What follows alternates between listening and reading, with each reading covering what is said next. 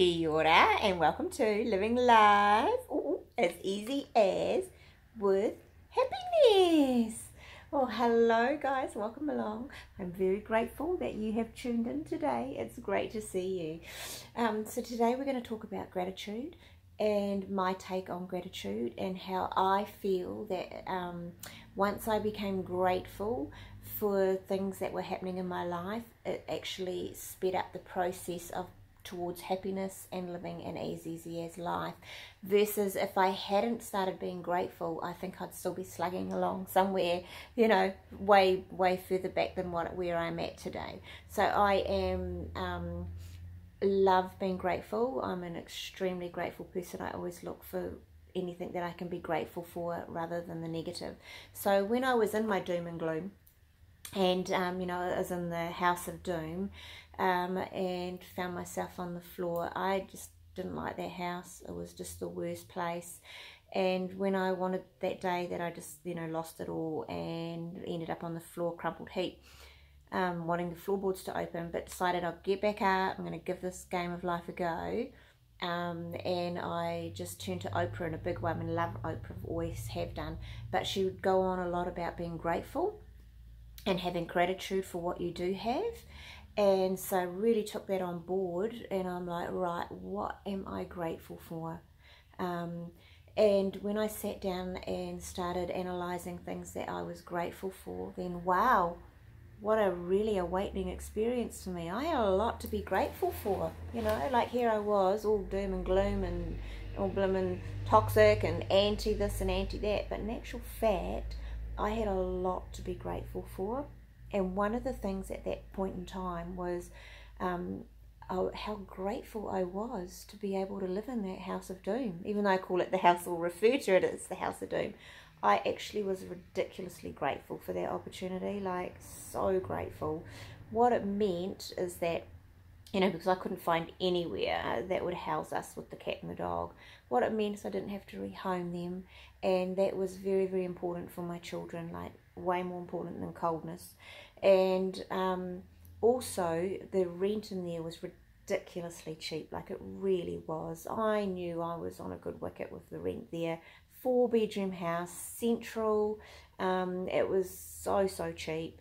But yes, it was cold. It didn't have any it had no heating, it had no insulation, dust coming up through the floorboards.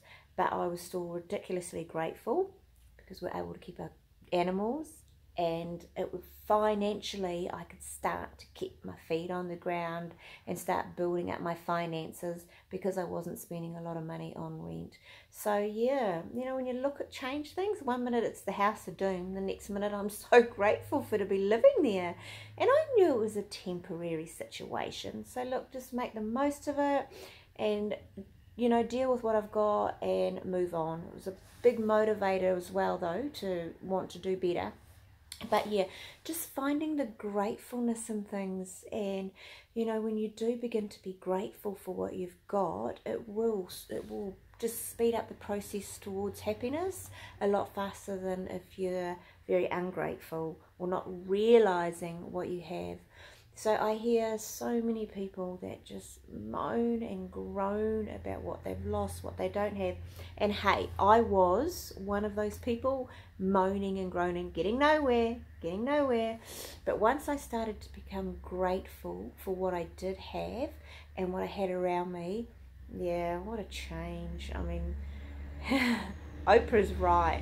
Gratitude goes a long way to living a happy life, I can tell you.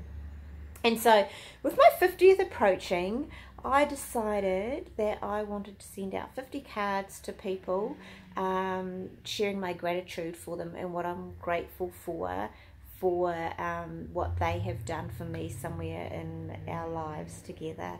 But just sitting down and reflecting on who these 50 people are going to be. Some of them have passed already, so they'll be popped on their grave sites. But I thought it would be quite difficult. I thought that, you know, probably four situations I could name right off the bat. Yes, ridiculously grateful. They're going on the list. They've got to get one of those cards. And then I'm like, how am I going to figure out the other 46? But when I sat down, oh my God, I have so much to be grateful for. I can tell you, it was just flooding in when I look back over the years, all the situations. So I'm going to share a couple with you, apart from being grateful for the House of Doom. My cousin Hayley, I am so grateful for you. When my little brother died and our family was, you know, falling apart, along you came with your briefcase with your Mary Poppins case full of arts and crafts, and you just sat my children down and you took care of them through that time that we were finding it very, very difficult. You have no idea how grateful I was of that situation and what you did for us that day. So grateful. Thank you, Hayley. Really, really grateful. Oh my God, there's so many moments. Bob in a wheelchair who lost his legs in a farming accident, and you took my son under your wing at a time he needed a male influence, and you had the patience to teach him how to build a trailer so that he could put his kayak on and to be able to take it behind his push bike to go fishing or just rowing. So grateful, so grateful for those moments.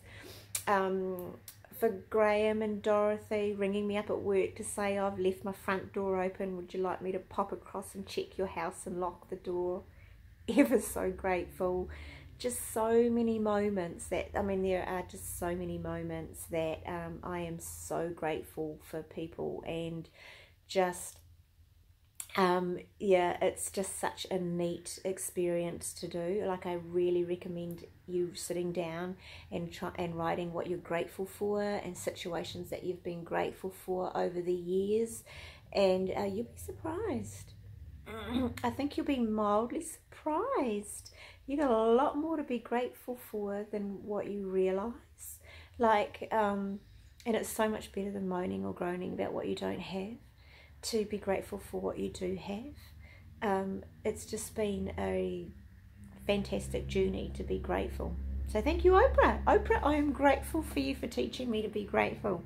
It's just such a neat trait in a person to be to have gratitude for what you have got. So that's what I'm going to do this week, is encourage you to be grateful. When you go to bed at night, just lie there when you're doing your deep breathing exercises, because they are amazing. They are so good. You've got to be doing those. But anyway, when you're lying there doing those, just think about what you're grateful for that day. What are you grateful for? They can only be little things, big things, whatever. Something that I am grateful for on an absolute daily basis is that I quietly watch my children. They don't know, but I look for a smile and I see them smiling. Whatever the situation is, whatever's created that smile, and I like them to smile on a daily basis, and I'm so grateful for that. I'm so grateful that they have found something to smile about that day, every day, and yeah, that is just something I'm ridiculously grateful for, to see your children smile on a daily basis. So yeah, it doesn't have to be big, you know, just nice little things to be grateful for and build from that. But yeah, it's actually the little things that I'm more grateful for. But yeah, I just love how being grateful and having gratitude has got me to where I am today. And I'm pretty sure it's a huge contributor to my happiness, being grateful. So how about you sit down, reflect, see what you have been grateful for, and then look for something on a daily basis to continue your gratitude, and may your life propel to happiness a lot quicker because you're grateful. Anyway, I'm very grateful for you to be tuning in today. I'm grateful to get thumbs up or shares or subscribers. Very grateful. Anyway, much aroha to each and every one of you. Have a great week.